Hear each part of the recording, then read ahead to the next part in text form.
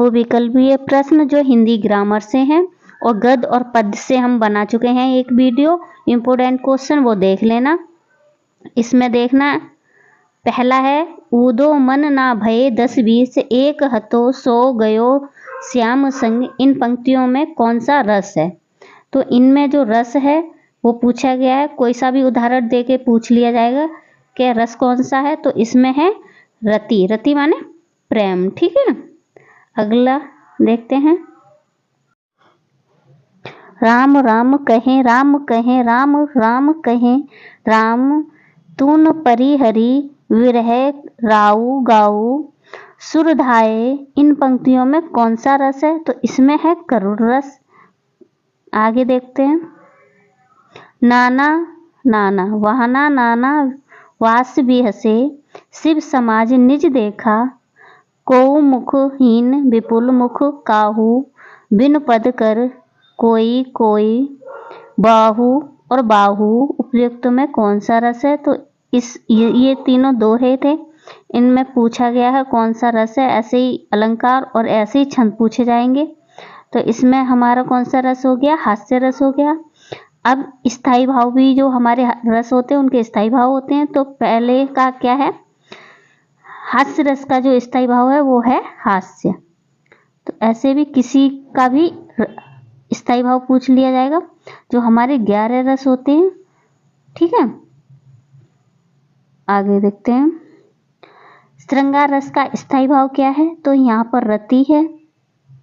रूपसी तेरा घन केस पास में अलंकार है, इसमें रूपक अलंकार है।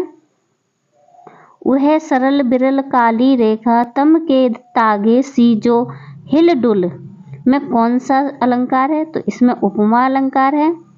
सोहत ओढ़े पीत पट श्याम सलोने गात मानो नीलमणि शैल पर आपत प्रियो प्रभात। इन पंक्तियों में पूछा गया कौन सा अलंकार है? तो इसमें उत्प्रेक्षा अलंकार है। आगे देखते हैं, रोला छंद में कुल कितने चरण होते हैं? तो चरण तो सबको पता होंगे, 4 चरण होते हैं। मतलब जो हमारे दोहे की जो लाइनें होती हैं 4, उन्हीं को हम चरण बोलते हैं।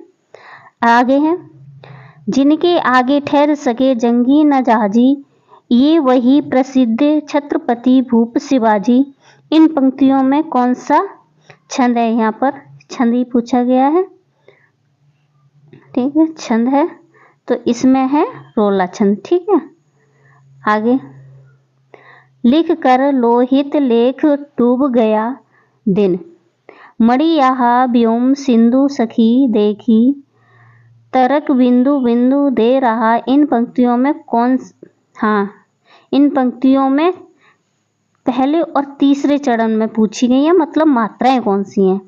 तो जो हमारी पंक्ति होती हैं 4 होती हैं, 1 मिनट, उनमें मात्राएं पूछी गई। तो इसमें 11 और 11 मात्राएं हैं, ठीक है, 11 मात्राएं।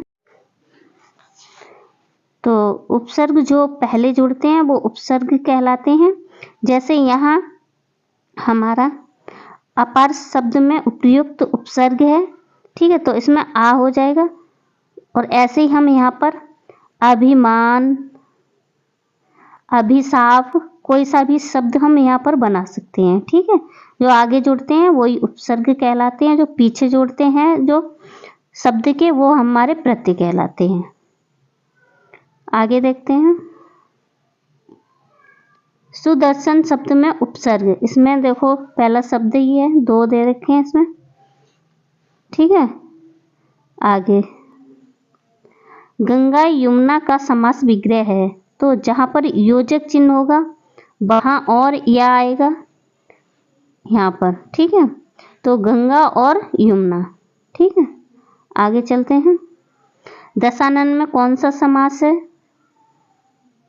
इसमें है विग्रह पूछा है, तो 10 हैं जिसके मुख, तो मुख किसके 10 हैं? रावण के, ठीक है। आगे, राज्य शब्द का तद्भव रूप है। राज्य शब्द का जो तद्भव रूप है वो रानी है। और तद्भव और तत्सम, तद्भव जो होते हैं वो हिंदी के होते हैं और तत्सम जो होते हैं वो संस्कृत के होते हैं, ठीक है। आगे चलते हैं। काज शब्द का तत्सम रूप क्या है? अब ये संस्कृत का शब्द आ गया और ये हिंदी, तो कार्य। ठीक है, आगे आंसू का तत्सम रूप है अश्रु, ये देखो संस्कृत का शब्द आ गया। आगे चलते हैं। मया शब्द में कौन सी विभक्ति और कौन सा वचन है? तो मया शब्द में तृतीया विभक्ति और एक वचन है। आगे चलते हैं। ते शब्द में कौन सी विभक्ति और कौन सा वचन है? तो इसमें षष्ठी विभक्ति एक वचन। ठीक है।